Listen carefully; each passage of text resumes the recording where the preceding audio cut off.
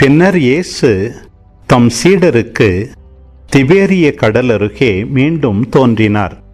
அவர் தோன்றியது இவ்வாறு: சீமோன் பேதுரு, திதிம் எனப்படும் தோமா, கலிலேயாவில் உள்ள கானாவைச் சேர்ந்த நத்தனியேல், செபதேயுவின் மக்கள் ஆகியோரோடு இயேசுவின் சீடர்களுள் வேறு இருவரும் கூடியிருந்தனர்.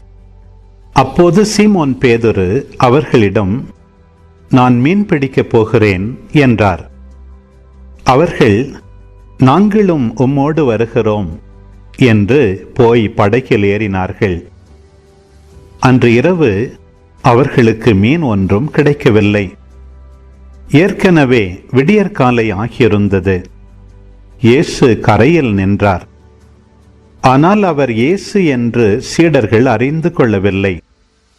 இயேசு அவர்களிடம், பிள்ளைகளே, மீன் ஒன்றும் படவில்லையா என்று கேட்டார். அதற்கு அவர்கள், இல்லை என்றார்கள்.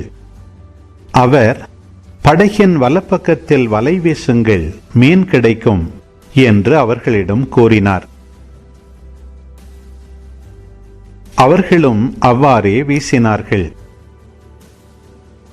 மீன்கள் மிகுதியாய் அகப்பட்டதால் அவர்களால் வலையை இழுக்க முடியவில்லை.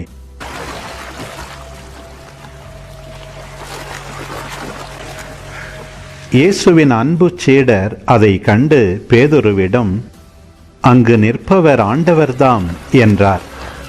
அதை கேட்டவுடன் தம் ஆடையை களைந்திருந்த சீமோன் பேதுரு ஆடையை இடுப்பில் கட்டிக்கொண்டு கடலில் குதித்தார்.